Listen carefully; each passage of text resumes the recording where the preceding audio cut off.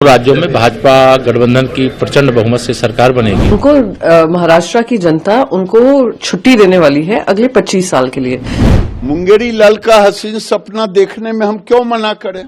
कहा कि कल 10 बजे के बाद मैं कहूंगा कौन मुख्यमंत्री बनने जा रहा है। MVA महा वोट बैंक अघाड़ी से अब महाविभाजन अघाड़ी, वो भी चुनाव के नतीजों से पहले कैसे बन चुका है वो देखने लायक है। अब परिदृश्य बिल्कुल साफ है, हम चुनाव जीत रहे हैं, हेमंत सोरेन दोबारा आ रहे हैं।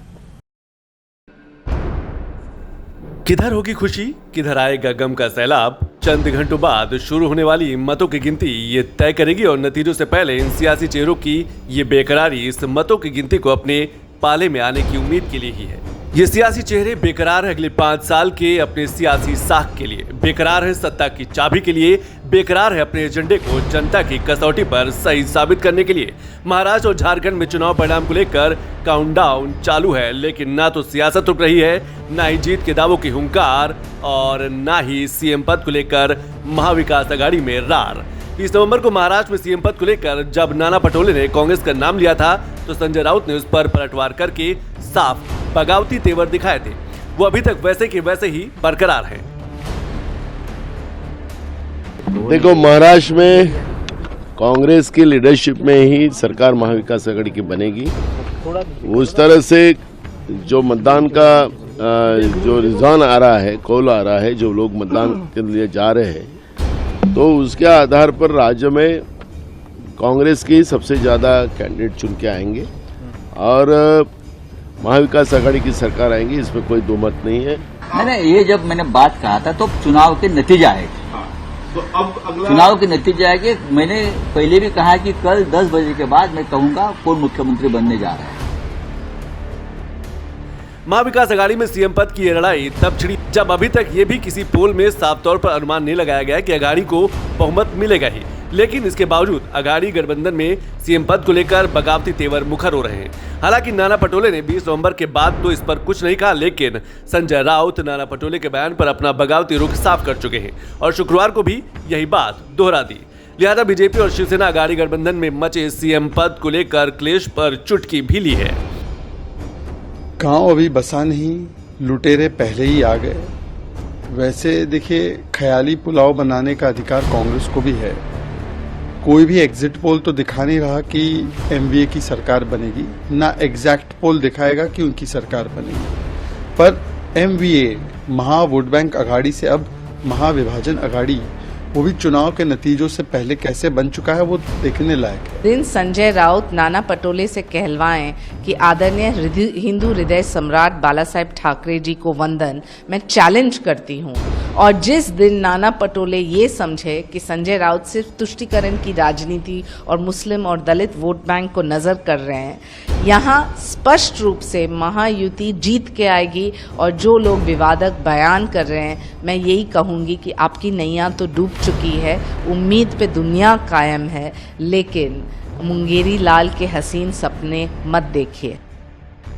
अघाड़ी में सीएम पद को लेकर अपना दावा सिर्फ नाना पटोले और संजय राउत ने ही नहीं रखा है। दबे मन से सीएम पद की रेस में एनसीपी शरद चंद्र पवार की पार्टी भी अपना दावा कर रही है। गठबंधन में तकरार चुनाव से पहले सीट बंटवारे में भी देखने को मिला था, लिहाजा अघाड़ी गठबंधन पर कई तरह के सवाल बीजेपी उठा रही है। वहीं अघाड़ी अपनी सरकार बनने का दावा भी कर रही है। लेने की उनकी जरूरत नहीं है कि होटल्स बुक करें और शॉपर्स बुक करें। उनको महाराष्ट्र की जनता उनको छुट्टी देने वाली है अगले 25 साल के लिए। जिस तरीके से लूट मचाया है, जिस तरीके से भ्रष्टाचार हुआ है, जिस तरीके से अदानी के सरकार चली है, वो खत्म होने वाली है। जनता हमें बहुमत देगी, स्पष्ट सिंपल मेजॉरिटी मिलेगी और हम जनता की सेवा में 5 साल डटे रहेंगे, जुटे रहेंगे। भाई, अभी तो लड़ाई झगड़ा शुरू भी हो गया है कि मुख्यमंत्री का फेस कौन बनेगा। वहां उद्धव ठाकरे जी की पार्टी बोलती है हम बनेंगे, कांग्रेस बोलती है हम बनेंगे, शरद पवार जी की पार्टी बोलती है कि हम भी रेस में हैं। तो इनके पास कोई मिशन विशन नहीं है, ये केवल अपने अपने एम्बिशन, लस्ट फॉर पोजीशन और अपना बचाव करप्शन, इसीलिए ये लोग एक साथ आए हैं। और इसीलिए पूरे देश में आप देखिए, इंडिया अलायंस केवल एम्बिशन और पोजीशन के लिए लड़ता है, उसका प्रदेश के लिए कोई मिशन विशन नहीं होता। सीएम किस दल का होगा ये तो शनिवार का दिन बताएगा, लेकिन शनिवार से पहले शुक्रवार की ये रात सियासी दलों के लिए भी किसी परीक्षा से कम नहीं है। महाराष्ट्र में दोनों ही गठबंधन के खेमे में बैठकों का दौर जारी है। ये इसलिए क्योंकि शनिवार को नतीजे आने के बाद सरकार गठन के लिए सिर्फ 72 घंटे का समय ही किसी भी गठबंधन को मिलेगा। महाराष्ट्र का मौजूदा विधानसभा का कार्यकाल 26 नवंबर को खत्म हो रहा है। ऐसे में अगर 25 नवंबर तक नई सरकार नहीं बनती है तो संवैधानिक व्यवस्था के मुताबिक महाराष्ट्र में राष्ट्रपति शासन लग जाएगा।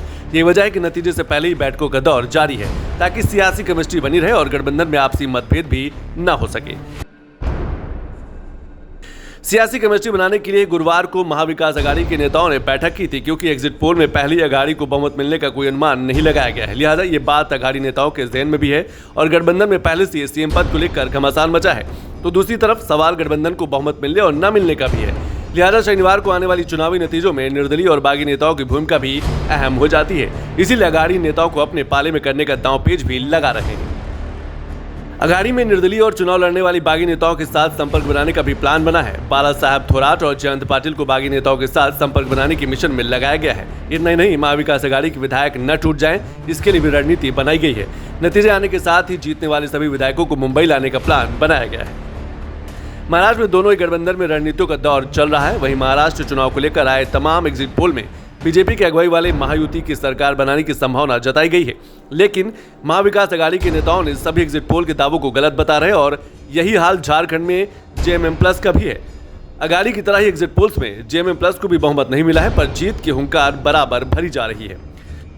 हम लोगों को विश्वास है, हमें अपने मतदाताओं पर विश्वास है, हमें इस राज्य की आधी आबादी पर विश्वास है, जिन लोगों ने कतारबद्ध होकर बड़ी संख्या में, अब परिदृश्य बिल्कुल साफ है, हम चुनाव जीत रहे हैं, हेमंत सोरेन दोबारा आ रहे हैं। मुंगेरी लाल का हसीन सपना देखने में हम क्यों मना करें?